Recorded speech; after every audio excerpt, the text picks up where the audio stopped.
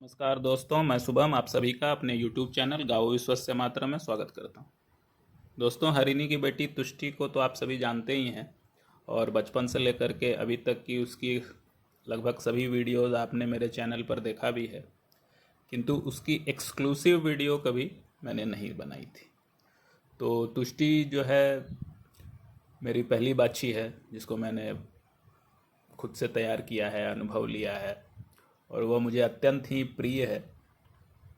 अभी वो लगभग 30 महीने की हो चुकी है और बहुत अच्छे से तैयार भी है।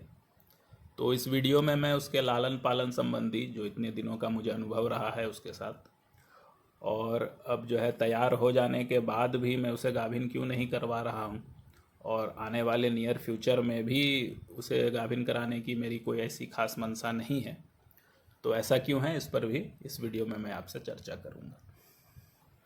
तो तुष्टि जब हुई थी तो हरिणी के साथ काफ़ी सारी कॉम्प्लेक्सिटीज़ थी। तो उसका दूध काफ़ी कम था, तो 4 किलो के करीब उसका कुल दूध जो है तैयार होगा। फिर भी मैं तुष्टि के लालन पालन में किसी प्रकार की कोई कमी नहीं करना चाहता था। तो लगभग 3 महीने तक उसको 3 बार मैं दिन भर में दूध पिला देता था।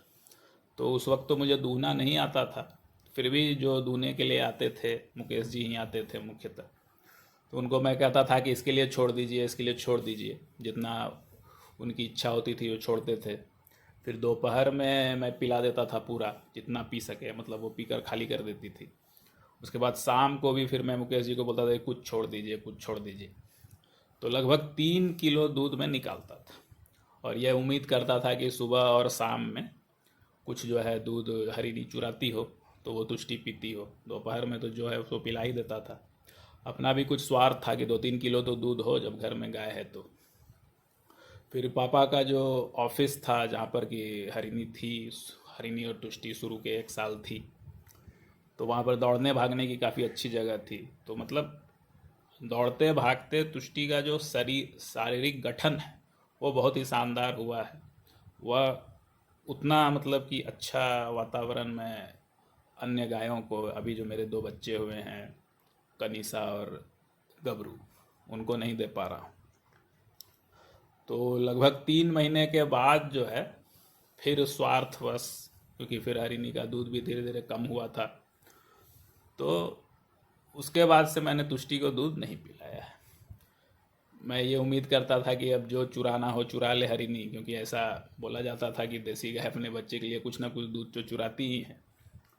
और यह मैंने किसी वीडियो में देखा था कि 3 महीने के बाद बच्चे को दूध की आवश्यकता नहीं। तो वही स्वार्थवश जो है मैं 2 लीटर दूध करीब होता था हरिणी का, वो पूरा निकालने का प्रयास करता था। हालांकि कॉन्सेंट्रेट जो है मैं तुष्टि को अच्छी खासी देता था। ठीक से याद नहीं है, लेकिन गौतम के आने से पहले तक, मतलब सितंबर से पहले ही तुष्टि का जो कॉन्सेंट्रेट था वो लगभग 1 kg से ज़्यादा मैं उसको देने लग गया था। तो हरिणी गाभिन नहीं हो पा रही थी। गौतम आया था, वह भी गाभिन नहीं कर पा रहा था हरिणी को। उसमें मुख्यतः समस्या हरिणी में ही थी। तो इस पूरे जो प्रकल्प में मैंने आपको बताया भी था कि मुझे ऐसा लगता था कि मैं पूर्ण रूप से फेल हूँ। तो बस तुष्टि ही थी जिसको कि देख करके दिल को काफ़ी सुकून होता था कि इतने दिनों में कुछ नहीं तो मैंने इसको कमाया है। वह इतनी अच्छी तैयार थी कि मतलब 2 महीने की उम्र में तुष्टि को खींच पाना मुश्किल होता था। तो खाने में भी काफ़ी तेज़ थी, और जब भी वहाँ पर मतलब लंबी रस्सी करके, वो जो प्रांगण था जहाँ पर कि हरिणी रहती थी, जब भी इसको मैं छोड़ता था लंबी रस्सी करके, तो मतलब ये नॉन स्टॉप चरते रहती थी।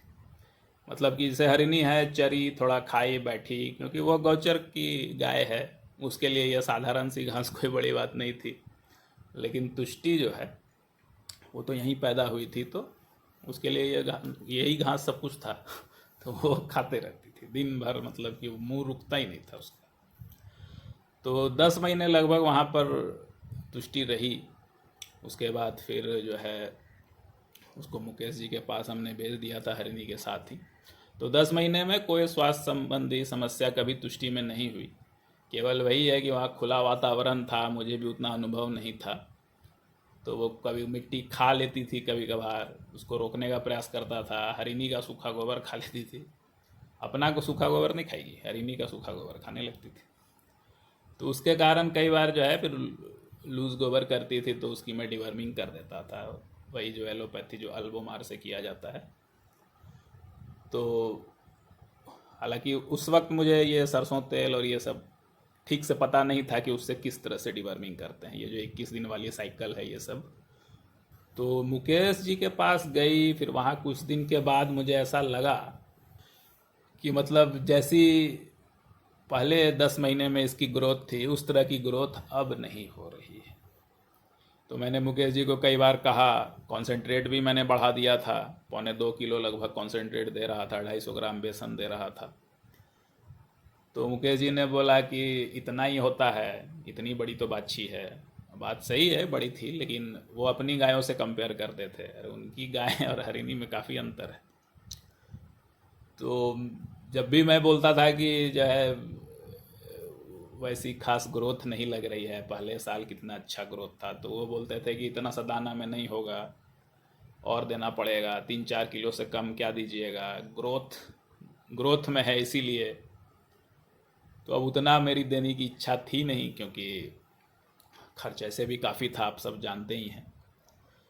तो धीरे धीरे फिर जो है मुकेश जी की जिम्मेदारियां बढ़ी, उनको समय अभाव रहने लगा, तो और ज़्यादा जो है इसकी हेल्थ में डाउनवर्ड मैंने देखा।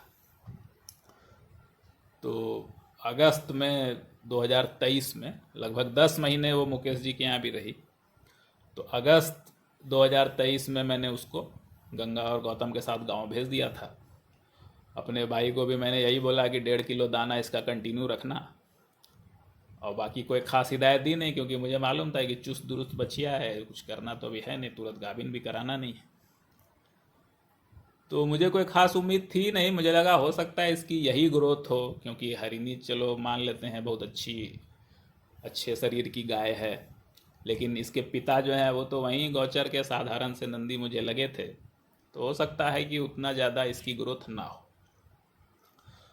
किंतु धीरे धीरे 4 महीने के बाद जब मैंने इसका वीडियो, पिछले 4 महीने मैंने अगस्त वाला वीडियो मैंने जब दिसंबर जनवरी वाले वीडियो से मिलाया, तो मैं खुद ही हैरान रह गया। आप देख लीजिए, ये वीडियो है अगस्त 2023 की। इसमें बिल्कुल बच्ची लग रही है अभी तो 1.5 साल की मुश्किल से बच्ची है। और ये 4 महीने के बाद देखिए, ये गौतम के बगल में है, ऐसा लग रहा है कि गौतम के टक्कर की गाय है। तो यही होता है जब आपका कोई अपना व्यक्ति अच्छे से देखभाल करे। तो क्योंकि मैंने कुछ नहीं दिया है, 1.5 किलो दाना ही फिर से कंटिन्यूसली दिया है, तो धीरे धीरे और अच्छी ग्रोथ हुई। और ये 3 महीने पहले की ये फ़ोटो है जब गबरू का जन्म हुआ था। तो आप देखिए, मतलब हरिणी के बराबर जा चुकी है ये। तो आज भी सबसे ज़्यादा खुशी मुझे हरी तुष्टि को ही देख करके होती है। हरिणी, तुष्टि और गौतम, ये तीनों मेरे सबसे खास तो रहेंगे ही, क्योंकि पहली गाय, पहली बाछी और पहला नंदी है ये। तो और शायद तुष्टि भी मेरा उतना ही सम्मान करती है, क्योंकि मतलब तुष्टि जो है वो थोड़ी तीखी नेचर की है, ऐसा मतलब एकदम शांत गाय नहीं है वो। तो क्या है कि कई बार मैंने देखा है, वीडियो में भी आपने देखा होगा कि आयुष जो मेरा भाई है, उसको भी कई बार सींग दिखाती है। बहुत एग्रेसिव नहीं है, लेकिन थोड़ा बहुत सर हिलाती है। लेकिन मेरे से आज तक उसने कभी ऐसा नहीं किया, चाहे मैं उसको डांटूं चाहे छड़ी दिखाऊं, मतलब ऐसा नहीं है कि सर हिला भी थे। तो ये है, ये रिस्पेक्ट होती है, क्योंकि मैं उसका पहला केयर टेकर हूँ। तो अब तैयार है, मार्च से लगातार हीट में आ रही है, लेकिन फिर भी मैं उसे गाभिन नहीं करा रहा हूँ। तो क्यों नहीं करा रहा हूँ? आपको ध्यान होगा कि मैंने कई बार अपने वीडियोस में कहा है कि गाय, नंदी, बैल, कोई भी गौवंश, बूढ़ी हो, बीमार हो, जवान हो, बच्चा हो, उसको बेचना नहीं, कोई भी हो। अब बेचना नहीं है और संख्या मेरे पास ज़्यादा हो रही है तो क्या करें, तो लोग कहेंगे कि ठीक है फ्री में ही दे दीजिए, मतलब दान कर दीजिए। दान की प्रथा हमारे देश में रही ही है। लेकिन मुझे नहीं लगता कि आज का समाज अब दान देने के लायक भी रहा है, क्योंकि कुपात्र को कभी दान नहीं देना चाहिए। क्योंकि गायों की बहुत बेकदरी हो चुकी है, किसको पड़ी है उनकी। बछड़ा कोई लेना नहीं चाहता, बछिया भी लिया, यदि बीमार हुई तो बेच दिए, यदि रिप्रोडक्टिव कोई समस्या है तो बेच दिए। कोई धैर्य कुछ नहीं, इलाज कराएंगे कुछ मतलब नहीं है, 2 दिन भी फ्री में खिलाना पहाड़ है। बूढ़ी गाय हो गई उसको तो बेच ही देना है। फिर संवर्धन का भी किसी को ध्यान नहीं रखना है, बस कैसे भी गाभिन हो जानी चाहिए। बछड़ा जो है मतलब कि हुआ नहीं कि बस इसको बेचना है, जैसे ही दूध छूटा कि उसको उठा के बेच देना है। तो मैं किसी मतलब आप सिर्फ बछड़ी रखेंगे, मेरा पास बछड़ा हुआ बछड़ी हुई तो आप बोलेंगे कि दान करो मेरे को, सिर्फ बछड़ी दान करो, बछड़ा तुम खुद ही रखे रहो। तो बछड़ों की जब उतनी उपयोगिता आज नहीं रही है, उनसे मैं उतना धन उपार्जन नहीं कर सकता, गाय से फिर भी दूध बेच सकता हूँ, तो जब आप बछड़ा नहीं रखना चाहते तो बछड़ी भी मत रखिए। उसके बाद यह बोलते हुए मतलब मुझे भी पहले नहीं पता था इस बारे में, या इस एंगल से मैंने सोचा नहीं था। गौ पालक और कसाई या गौ हत्या या गौ व्यापारी जो कि कसाईयों के पास गाय को पहुंचाता है, ये कंधे से कंधा मिला करके चलते हैं। बड़ा दुख होता है बोलते हुए, क्योंकि हर गौपालक जानता है कि जो गाय की उपयोगिता मेरे लिए खत्म है तो वो किसी भी गौपालक के लिए उसकी उपयोगिता खत्म है। भाई बांझ है, मान लो बांझ हो गई है, अब बेचोगे तो कहाँ जाएगी। वो गौपालक क्या समझ नहीं रहा है, वो जानता है, उसको मालूम है कि ये व्यापारी कहाँ देगा, फिर भी उसको देगा वो, क्योंकि वो बोझ है, हम नहीं रखेंगे। उसी तरह 1 साल का बछड़ा कहाँ जाएगा उसको मालूम। 99% गाय उसमें जो भी वो बेचते हैं उसमें वो कटती ही हैं, सीधी सी बात है। तो मैं ये बर्दाश्त नहीं कर सकता कि मेरी कोई भी गाय चाहे कैसी भी हो, एवरेज हो, एलीट हो, बछड़ा हो बछड़ी हो, वो उसके मैंने 0.1% भी ये चांस हो कि वो कट जाए।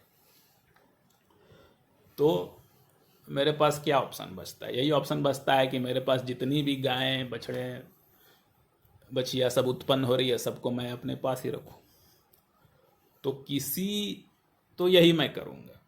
किसी गाय या नंदी को किसी को देना तो बहुत दूर की बात है, गौतम से मैं किसी गाय का संवर्धन भी नहीं कराता, चाहे वो देसी ही क्यों ना हो। अरे मान लीजिए वो अच्छी देसी गाय है, उससे मैं संवर्धन करा दिया, उसका बछड़ा होगा तो क्या करेगा, वो बेच देगा, यही नहीं करेगा, वो कट जाएगा। बछिया होगी तो रख लेगा।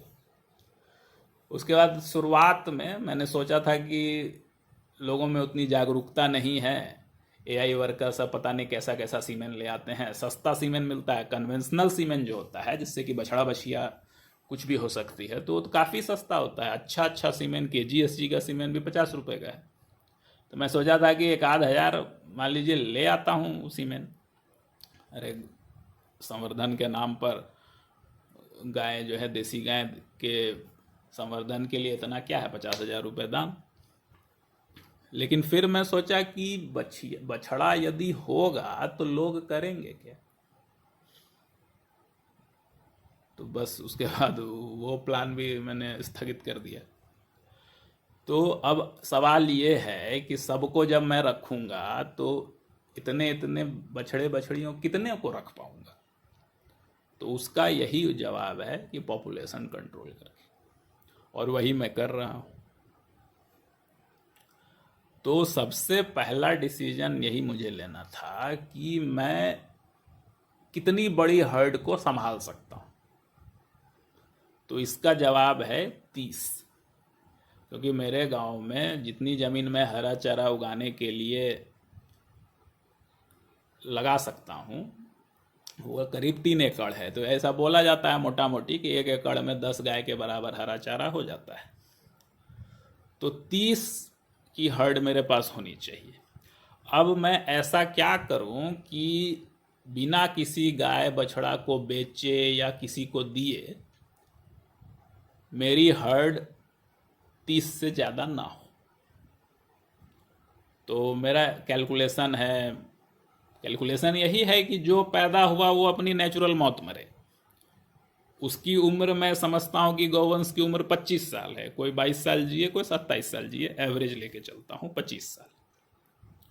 तो हर साल यदि मेरे पास एक ही गाय या बछड़ा, जो भी बछिया या बछड़ा उत्पन्न हो, एक ही गाय मेरी गाभिन हो, एक ही गाय ब्याए, तो हर साल एक एक प्राणी बढ़ा। 25 साल तक 25 प्राणी हुआ, 26वें साल पहली गाय मर गई, 27वें साल एक और पैदा हुआ तो दूसरी गाय मर गई। ऐसे करते हुए यदि मैं एक ही गाय गाभिन कराऊं, कोई भी हो सकती है, वो 3 साल के बाद इस गाय की बछिया करा लूं, गाय छोड़ दूं, यदि 2 गाय को हर साल गाभिन कराता हूं तो मेरी टोटल हर्ड जो है वो 50 पर स्टैग्नेट करेगी। हर साल 2 आएंगी, 2 मरेंगी, 2 आएंगी, 2 मरेंगी, तो मुझे किसी को कहीं देने की आवश्यकता नहीं पड़ेगी। अब इसमें यही है कि 50 की आपकी हर्ड है, दूध 2 ही देगी, बाकी 48 में से 25 मेल है, 23 फीमेल है, तो उसको आपको रखना है। तो अब ऐसे तो कॉस्ट काफ़ी पड़ेगी, इसीलिए जितनी ज़मीन है, जितनों के लिए हरा चारा उगा सकते हैं उतनों को ही रखेंगे, उतना ही हर्ड पॉपुलेशन मेंटेन करेंगे। तो इसीलिए 3 एकड़ पे करीब 30। तो यदि आप सिर्फ भूसे और हरे चारे पर रखते हैं, जो कि आप रख सकते हैं, कोई बहुत मुश्किल नहीं है, लेकिन एक गाय के लिए सफिशिएंट हरा चारा होना चाहिए। तो जितनी भी मेरी नॉन मिल्किंग गाय है, बछिया है, नॉन मिल्किंग गाय है, और जितने भी नंदी हैं जिनका कि प्रयोग नहीं है, या बैल हैं जिनका कि ज़्यादा प्रयोग नहीं है, उनको केवल भूसे और चारे पर रखने का। तो मैं समझता हूँ कि 1000 या 1000 रुपये भी बहुत है, क्योंकि आपकी खेत है, आप उसमें जो भी बस ऑपरेशनल कॉस्ट है, एक तरह की लेबर कॉस्ट है, उसको आप जो है डिस्ट्रीब्यूट कर दीजिए, बाकी चारा और जो भूसा है वो ऑलमोस्ट फ्री ही है। तो 1000 रुपये हमें, 1000 या चलिए 1500 रुपये में मान के चलता हूँ कि जो है एक प्राणी पर खर्च। क्योंकि यदि आप फिर कॉन्सेंट्रेट आइटम ये सब खिलाने पड़ेंगे तब तो फिर 3 से 4 हज़ार एक प्राणी पे खर्च आएगा, फिर वो मुश्किल होगा। इसलिए जितनी ज़मीन उतनी ही गाय या उतना ही बड़ा हर्ड। फिर ये कैलकुलेशन तब की है जब हर साल 2 गाय बच्चा दे रही है। यदि हम एक गाय का लैक्टेशन बढ़ा सकें, जैसे कि किसी गाय को यदि आप गाभिन नहीं कराते हैं तो वो क्या है कि वो दूध देती चली जाती है। गाभिन होने के बाद ही इस तरह के हार्मोनल चेंजेस होते हैं जिससे कि जो दूध फिर ग्रेजुअली धीरे धीरे घट जाता है तेजी से। तो यदि आप गाभिन नहीं कराते हैं और अच्छी गाय है, लंबे लैक्टेशन की गाय है, तो 1.5 साल, 12 महीने, 14 महीने दूध देती ही चली जाती है। तो वैसे में यदि हम 1.5 साल लैक्टेशन मान के चलें तो मेरा जो हर्ड है, यदि मैं 1.5 साल पर 2 गाय को गाभिन कराता हूँ तो 50 के बदले वो 33 हो जाएगा। 1.5 से आप डिवाइड कर दीजिए 50 को। हर साल यदि 1 साल का लैक्टेशन है और 2 गाय हर साल आ रही है तो आपका हर्ड जो है वो 50 पर स्टैग्नेट करेगा। लेकिन यदि आप 1.5 साल का लैक्टेशन रखते हैं और 2 गाय हर साल गाभिन कराते हैं तो 33। तो वही मेरी कैपेसिटी है, मैं यही करने वाला हूँ। उसके बाद आप ऐसे भी कर सकते हैं कि हर 9 महीने पर एक गाय को गाभिन करा दीजिए। इससे दूध की थोड़ी सी जो क्वांटिटी है वो एक जैसी रहेगी कि आप अभी गाभिन कराइए, 9 महीने बाद वो बच्चा दी, दूसरी को गाभिन कराइए, फिर 9 महीने बाद वो बच्चा दी, तीसरी को गाभिन कराइए, पहली का बंद हो गया। तो एक गाय हर समय आपकी लैक्टेशन में।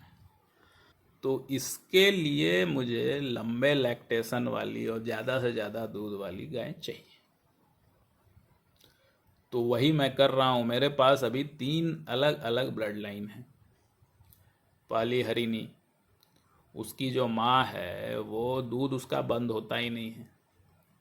वो जो है मतलब यदि आप तो गाभिन 2 ही महीने के अंदर वो गाभिन हो जाती है, उसके बाद भी उसका जो दूध है वो बंद नहीं तो छोड़ना पड़ता है, नहीं तो 6 किलो से मतलब 12 किलो या 14 किलो उसका पीक है, और लास्ट तक भी उसका 6 किलो रहता है, जिसको कि जानबूझ करके छोड़ना पड़ता है।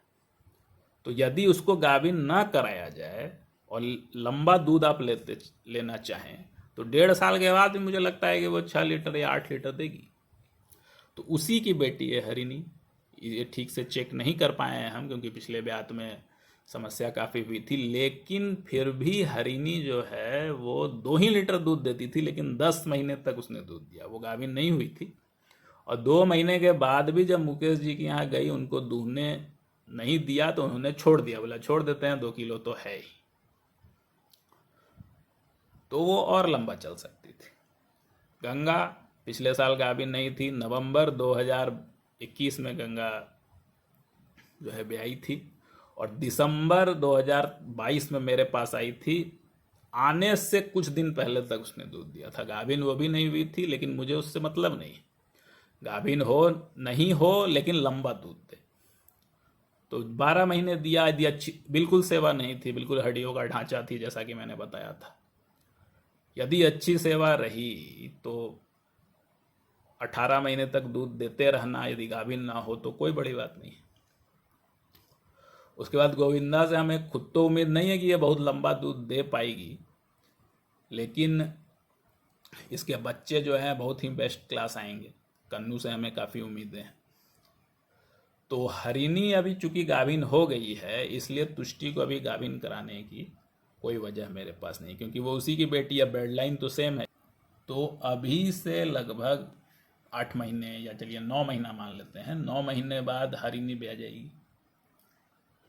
उसके ब्याने के बाद तुष्टि को गाभिन करा देंगे। फिर जब तुष्टि ब्याह जाएगी तब तक हरिणी का दूध देते 9 महीना हो जाएगा। तब फिर गंगा या गोविंदा में से किसी एक को गाभिन करा देंगे। उसके 9 महीने बाद उन दोनों में से जो गाभिन नहीं हुई उसको गाभिन करा देंगे। तो 9 महीने पर हमारा साइकिल चलता रहेगा, और एक गाय 18 महीने दूध देगी। क्योंकि जल्दी गाभिन कराने से दूध तो मेरा ज़्यादा रहेगा, कि भाई ज़्यादा रहा, 2 महीने रुका, फिर से पीक पर आ गया।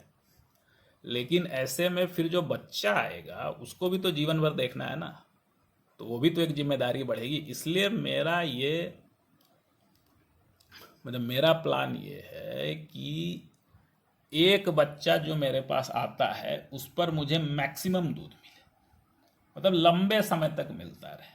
भले ही उसमें समय ज़्यादा लगेगा और दूध थोड़ा कम आएगा, धन भी ज़्यादा लगेगा, लेकिन प्रति बच्चा जो दूध होगा वो मैक्सिमम मिलेगा। तो धन की बात करें यदि, तो अन्य प्रकल्प का भी साइड रखा हूँ कि जैसे बोलेंगे कि गोबर से कमाई कर लो, कोल्हू से कमाई कर लो, तो वो अब देखा जाएगा कि हो पाता है या नहीं। लेकिन यदि सिर्फ मैं ये बात करूं कि 2 प्राणी दूध देंगी या 4 प्राणी दूध देगी और बाकी जो है वो सब बैठेंगे, तो और मान लीजिए कि 1000 या 1500 रुपये एक प्राणी का मैं मान रहा हूँ खर्च, केवल हरा चारा और भूसे का, तो 33 प्राणियों का लगभग 50,000 रुपये खर्च आएगा। तो अभी से लगभग साल भर पहले तक कई महीने, 4 से 5, या जब से गंगा आई है, मतलब दिसंबर 2022 से अगस्त 2022 तक मैंने 40,000 रुपये हर महीने मेरा खर्च रहा है केवल भोजन का। तो यदि अभी मैं 40,000 रुपये का खर्च उठा सकता हूँ, तो 25 साल के बाद जब मेरे पास 33 प्राणी रहेंगे, उनका क्या मैं 50,000 रुपये का खर्च नहीं उठा पाऊंगा?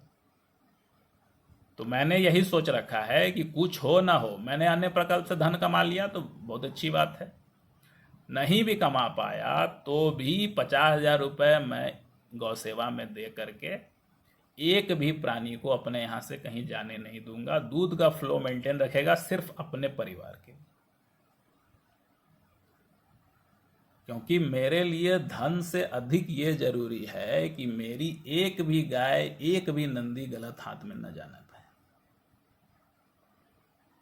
मैं बहुत ज़्यादा जो है गौ सेवा, गायों को बिल्कुल एकदम आइडियल कंडीशन में रखना, सोना बाबू करके रखना, खूब सेवा करो, केवल हरे चारे भूसे पे क्यों रखोगे, ये खिलाओ वो खिलाओ, या बैलों को मत खटवाओ, ये सब में बिलीफ नहीं करता। लेकिन उनके जीवन के साथ गलत नहीं होना चाहिए। अभी यदि कोल्हू लगता है मेरे पास, चूंकि अभी बैल नहीं है, अभी मैं गौतम को जोड़ दूंगा उसमें। ये नहीं कि नंदी महाराज है इसको क्यों खटवा दिए, लेकिन बेचूंगा किसी को नहीं। तो जितने भी मैं वीडियोस देखता हूँ, सैकड़ों सैकड़ों ऐसे वीडियोस हैं कि देसी गाय बहुत सारी हैं लोगों के पास, 100 गाय है, 200 गाय है, दिन भर में 50,000 लीटर दूध का उत्पादन हो रहा है। उनसे सवाल यही है कि आपके बछड़े कहाँ हैं? यदि आपके बछड़े नहीं है, वो बोलेंगे मैं संवर्धन में दे दिया हूँ। और कितने संवर्धन के लिए उपयोग किए और कितने बेच दिए आप देखने गए हैं क्या? एक भी कटा मतलब आपका जो दूध है उसमें खून मिल गया। वो नहीं रखते हैं बछड़े, 2-4 रखे बस नंदी के लिए, बाकी कहाँ गया? तो मैं एक भी बछड़ा अपना किसी को नहीं देने वाला हूँ, बछिया भी नहीं देने वाला हूँ। इसी कारण से मैं किसी को गाय दिलाना भी नहीं चाहता, इसलिए मैं किसी को अपना नंबर भी नहीं देता हूँ।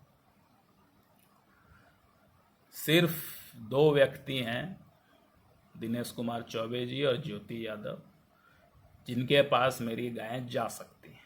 तो आज की वीडियो में इतना ही, मिलते हैं अगले वीडियो में। तब तक के लिए जय गौ माता, जय गोपाल।